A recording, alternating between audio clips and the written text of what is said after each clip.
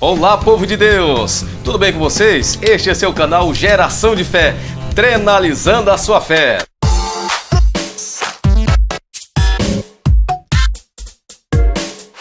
Olá, professores da Escola Bíblica Dominical. Inicia-se agora, o próximo domingo, o nosso próximo trimestre. E dessa feita nós iremos falar sobre a carta aos Efésios. Eu quero apresentar aqui para vocês, está aqui a nossa próxima lição. E tem como tema a Igreja Eleita. E o subtema é redimida pelo sangue de Cristo e selada com o Espírito Santo da promessa. Nós iremos relatar sobre a carta aos Efésios, sobre o que aconteceu, Paulo pregando, todo aquele evento que aconteceu na cidade de Éfeso. Fique ligado que tem muita coisa boa aí para você.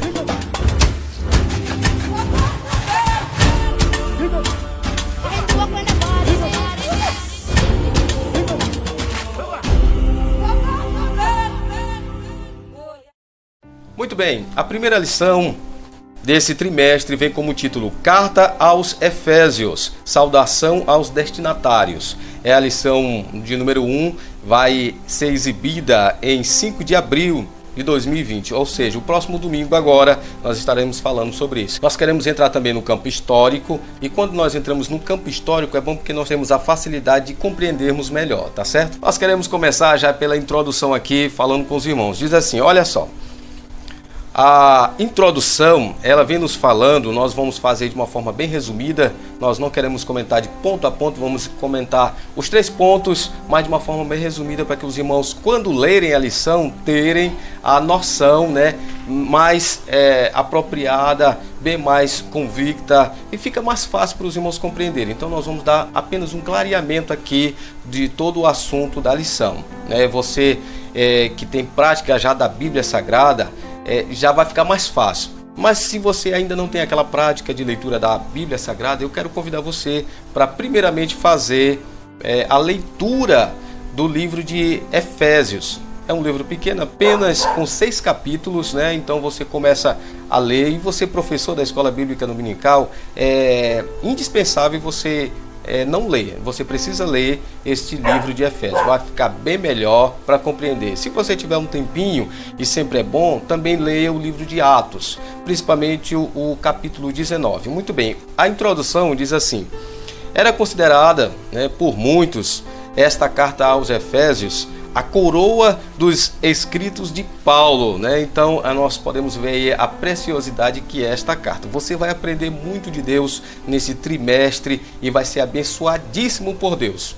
Olha só, também era considerado como rainha das epístolas. Então, para nós fazermos de uma forma bem resumida, a introdução quer dizer isto. E vem revelando Cristo, A carta aos Efésios, ele revela Cristo, É Cristo Jesus como Pai, Fique bem isso na sua mente, fique bem ligado no que nós estamos dizendo, Cristo como Pai, que você vai já entender por quê. Olha só, a epístola deve nos levar à adoração a Deus e o aperfeiçoamento de nossa vida cristã. Então, nós só temos a ganharmos lendo o livro de Efésios. Muito bem, primeiro ponto, autoria e data. A autoria é bem simples, Quando nós começamos a ler livro, lá tem um autor. E a Bíblia não é diferente. Cada livro que você lê tem o autor. E aqui nos revela o autor no seguinte: quando nos primeiros capítulos, ou seja, no primeiro capítulo diz assim, Paulo, apóstolo de Jesus Cristo. Então, Paulo, ele é o autor do livro, Isso é incontestável, alguns teólogos aí já afirmaram que foi Paulo. Então, quando nós começamos a ler o livro de Efésios, já fica bem claro que o autor é Paulo. Bom, e a data? A data é algo que a gente sempre dá uma perspectiva, uma margem, não talvez muito exata, mas o mais aproximado possível. Então, a data é o seguinte: quando Paulo ele entendeu o que era o Evangelho, qual era a missão dele para com Jesus Cristo em função ou em favor da humanidade, em favor dos gentios, dos judeus, ele começou a pregar a palavra de Deus. E aqui eu quero chamar você a atenção para uma coisa. Tudo na vida precisa se entender. Tudo na vida precisa ter o entendimento. Olha só, quero contar um testemunho para os irmãos aqui rapidamente. Eu fui trabalhar uma vez com um rapaz e a empresa era de instalação elétrica, de sensor, câmera, vídeo porteiro, motor de portão. Então, quando eu fui no primeiro dia lá, ele disse assim, me passa aqui a rebitadeira. Eu fui pegando o alicate, fui pegando o parafuso, fui pegando tudo que eu pensava que era. E ele ficou sorrindo e depois ele me mostrou que a rebitadeira era totalmente diferente do que eu estava pensando. Porque eu não conhecia, eu não tinha um conhecimento e eu não tinha entendido. Então, o que às vezes falta em nós é justamente esse entendimento de o que é o Evangelho. Por que Jesus morreu na cruz? Por mais que nós não queremos acreditar, mas ainda existe muitas pessoas que ainda não entenderam o que é o Evangelho. Por que Jesus morreu? Por que Jesus veio na cruz? Isso se chama salvação. Talvez em outra oportunidade nós iremos falar também sobre isso, o que é salvação em Cristo Jesus. E Paulo, ele entendeu, ele começou a pregar nas regiões da Macedônia, em toda a Roma ali, e pregava e implantava igrejas. Claro que isso não ia ficar tão normal e ele ia conseguir isso com maior normalidade e tranquilamente. Ele foi preso, né? E no ano de 60 a 62 ele foi preso em Roma, possivelmente na prisão domiciliar. E aí, por volta de 61 a 62, claro, depois de Cristo, ele escreveu essa carta aos Efésios. E nós vamos já descobrir qual a razão de Paulo escrever aos Efésios. Será se ele estava passando por alguma dificuldade? Será se ele estava passando por alguma necessidade? Qual era a necessidade dos crentes em Efésios? Você vai já descobrir com a gente aqui. Muito bem, ponto 2. O ponto 2 quer dizer destinatários, né? Então, para quem era a carta aos Efésios? Para quem morava na cidade de Éfeso. Claro que lá não havia só moradores originalmente nascidos na cidade de Éfeso. Existia aqueles também que eram de outras, né, cidades que também possivelmente estariam ali. Mas inicialmente era para os que estavam na cidade de Éfeso. E aos crentes de Éfeso. Havia crente lá na cidade de Éfeso?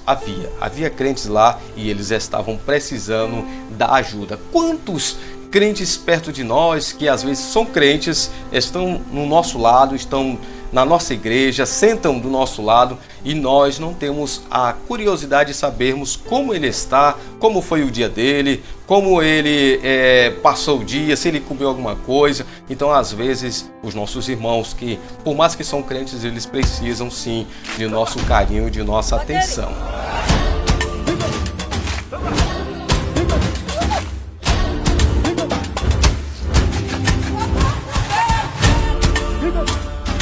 A cidade de Éfeso, ela era a cidade principal ou a capital da província romana, né, lá na extensão da Ásia Menor, considerada a capital e também cultural da época, onde tinha uma das maiores bibliotecas da região, né?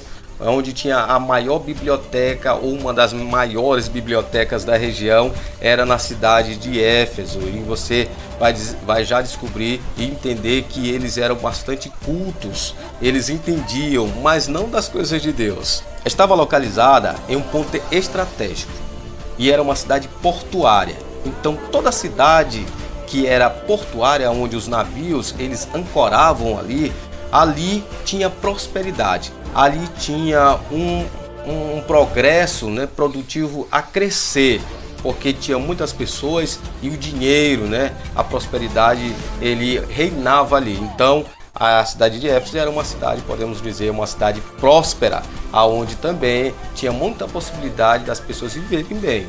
Era uma cidade aonde não tinha a crença em Jesus Cristo, tinha a sua crença na deusa Diana, também conhecido pelos gregos como Artemis, a deusa da fertilidade, e tudo naquela cidade era em torno da deusa Diana. A deusa Diana era que mandava e desmandava naquela cidade. Toda adoração, todo louvor era em torno da deusa Diana. Logo, possivelmente, todo o comércio, tudo que girava ali em torno econômico era em torno da deusa Diana.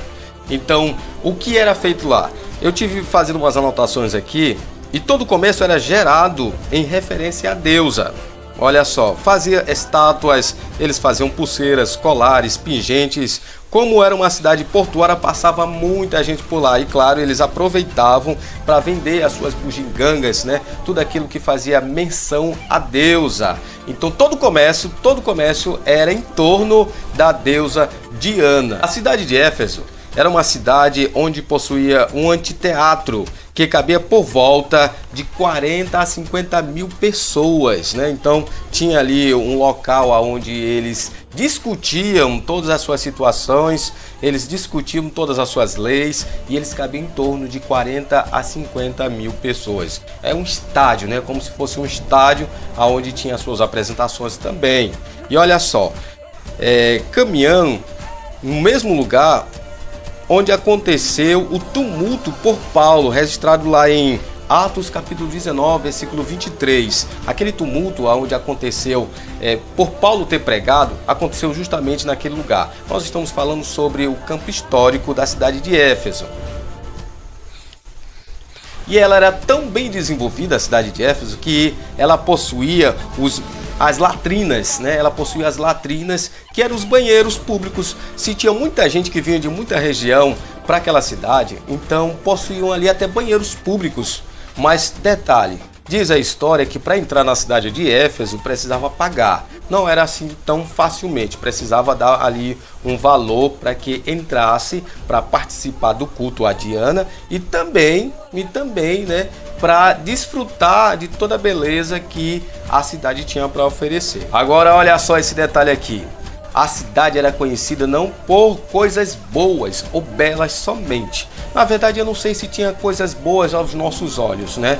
Mas tinha muita magia, tinha muita feitiçaria, tinha muito ocultismo. Essas eram a prática religiosa daquela cidade. Às vezes a gente lê a Bíblia e a gente até atribui que a cidade de Éfeso era uma cidade recheada por crentes, né? Mas não, era uma cidade onde precisava realmente de Deus ali. Então era uma cidade que era conhecida pelas práticas de magias, de ocultismo, até como foi relatado também em Atos 19, versículo 18, versículo 19. E olha só, possuía um livro, esse livro aqui também é mencionado lá no capítulo 19 de Atos. Possuía um livro efesino. Este livro era um livro de simpatia para solucionar problemas, né, do cotidiano. E era muito valioso. Quem tinha eles? Eram os sacerdotes do templo. Eles andavam pela cidade oferecendo esse serviço. Igual as pessoas que leiam as mãos, que são ciganos.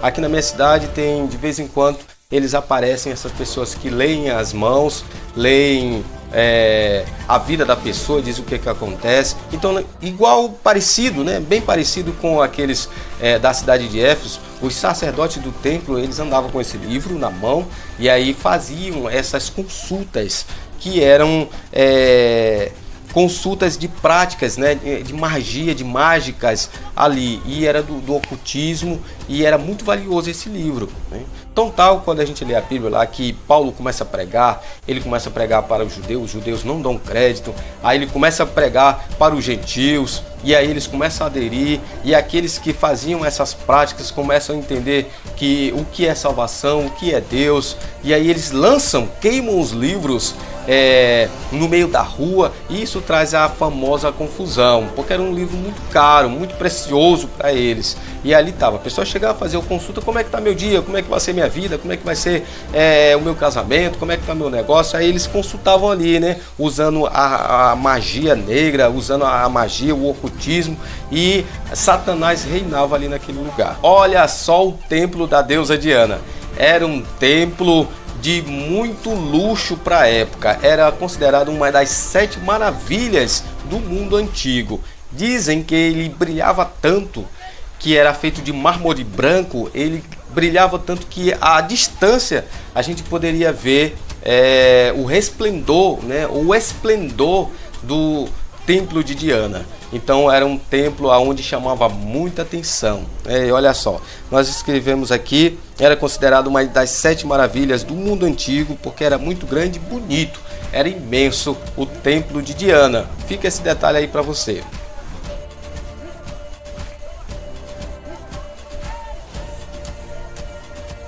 Agora eu quero contar para você o que acontecia nesse templo.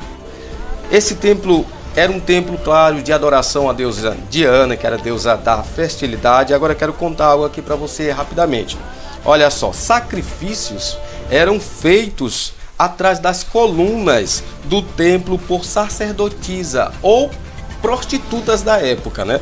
E que na verdade eram prostitutas nas quais os homens, e esses homens eram os sacerdotes do templo, tinham os sacerdotes do templo e tinha as sacerdotisas. E olha só o que eles faziam. Eles faziam relações sexuais ali no templo. Então a orgia, ela reinava naquele lugar. E olha só, essa era a principal forma de adoração da deusa Diana. Por isso que quando nós lemos o livro de Efésios e Paulo, ele prega muito que Deus, ele é Pai, o nosso Deus e Pai e Criador de todas as coisas. Nesse contexto histórico, nós começamos a linkar, começamos a encaixar os pontos e entendemos a necessidade que tinha de Paulo fazer aquela carta aos crentes de Éfeso, porque eles tinham aquela prática. Eles eram pessoas que tinham saído daquela orgia, eram pessoas que tinham saído daquelas práticas das relações sexuais ilícitas, do ocultismo, da magia. E aí nós entendemos também o seguinte: Deus, ele começa a agir conforme a situação. Por isso que até os lenços, né, e os aventais de Paulo, Deus usava para aquele povo para fazer, propagar o evangelho, ou se o evangelho é o evangelho de Cristo. Olha só, nessa prática sexual ilícita que havia naquela cidade, as mulheres, as sacerdotisas, acabavam engravidando. E aí elas não poderiam mais servir a deusa Diana no templo. Era proibido, né, as mulheres criarem as suas crianças ali. O que acontecia? Elas eram abandonadas. Tanto as mulheres, as sacerdotisas, que agora era ex-sacerdotisa, era abandonada juntamente com as suas crianças. E a cidade de Éfeso era uma cidade considerada onde tinha muitas crianças abandonadas ou órfãos por conta disso, porque a deusa Diana não permitia o casamento, já uma coisa antibíblica que Deus não aprova. Olha só, ainda tem coisa ruim por aí que acontecia na cidade de Éfeso. Havia indícios que aconteciam sacrifícios humanos dentro do templo, né? Nós podemos, através de pesquisas, constatar isso. No templo era celebrado o ano inteiro e ali havia sacrifícios também humanos. A deusa Diana, ela era celebrada o ano inteiro, mas principalmente pela primavera, muito pelas mulheres. Ela era admirada pelas mulheres, mas fortemente pelas mulheres. E era por volta do mês de maio. E aqui eu chamo a sua atenção que nós temos um berço grego, né? E nossa história vem também da Grécia. E quem sabe esteja aí o resultado, o surgimento também do Dia das Mães no mês de maio. E era o mês da celebração mais forte da deusa Diana, que eles acreditavam que era o mês da fertilidade. E olha só como as mulheres se portavam nesse mês. Nesse período, neste mês, as mulheres andavam ao redor do templo. Mas elas andavam ao redor do templo se oferecendo o seu corpo aos sacerdotes e aos homens para se prostituírem, porque acreditavam fortemente que aquele mês era o mês da fertilidade por Diana. As sacerdotisas ou prostitutas andavam ao redor do templo, portando-se de umas túnicas muito curtas e com os seios, né, desnus do lado de fora. Esse era o sinal que elas estavam prontas para fazer aquele ritual antibíblico, anticristão, né, que Deus não aprovava, das suas orgias, das suas relações sexuais, no qual Deus não aprovava. Em todo o Império Romano nunca ficou registrado um culto maior do que o culto a Diana. Então toda a região da Roma antiga não se ficou registrado outro culto maior a não ser o culto a Diana, até mesmo pelo resplendor de toda a cidade, pelo que ela oferecia. Olha só, os mercadores, a entrada da cidade de Éfeso tinha umas colunas, tinha as colunas onde toda a mercadoria ou aqueles vendedores de indulgências ali referentes à deusa Diana ficava, era a entrada da cidade. Você pode ver aí nas imagens, e na lateral aí dessas colunas que hoje só tem a ruína, eles ficavam aí vendendo. Então quando a pessoa chegava na cidade, ele já era abordado pela feitiçaria, pelo ocultismo e também pela orgia sexual, que muitos iam ali talvez atrás disso. Então quando a gente vê esse ponto histórico que a gente acabamos de ver, começamos a entender melhor porque Paulo tinha essa missão e este carinho tão grande pela igreja de Éfeso. E como eu estava falando e volto a falar, nós precisamos ter também um carinho pelos nossos irmãos, principalmente aqueles irmãos novos convertidos, que igual a Éfeso, que eles estavam repletos de vontade talvez de voltar para as orgias onde eles estavam praticando antigamente, eles precisavam agora se fortalecer em Cristo Jesus. Os nossos irmãos também da igreja, que nós estamos próximos a eles também vieram de um momento de orgia, muitos deles eram ladrões, muitos deles eram pessoas perversas, e Deus tem transformado, Deus tem colocado eles em uma posição de destaque, mas é preciso que nós estejamos ali alimentando eles através da oração, da palavra, dando aquele apoio para os nossos queridos irmãos. Então aqui, irmãos, o segundo ponto, que era aos irmãos que estavam em Éfeso, aos destinatários, e a gente falou também sobre a religião de Éfeso, foi o que a gente contou, que era em torno da deusa Diana, e também a igreja em Éfeso, que estava diante desse momento todo ali, nessa pressão, e precisava estarem firmes em Deus. Lembrando que tudo ali era em torno da deusa Diana, então era uma nação matriarcal, né? Matriarcal, porque quem mandava era, em termos, uma mulher. Então eles precisavam estar ali fixados em Deus. Deus que era criador. Ela era descendente de Júpiter e Paulo dizia que Deus é o criador de todo o universo. De todo o universo. Então fica aqui a nossa palavra registrando o segundo ponto. O terceiro ponto era a mensagem aos novos convertidos. Essa mensagem aos novos convertidos era porque eles vieram, claro, da orgia, como eu havia falado anteriormente. E qual era a mensagem de Paulo aos irmãos que estavam em Éfeso? Cristo. Cristo através da graça.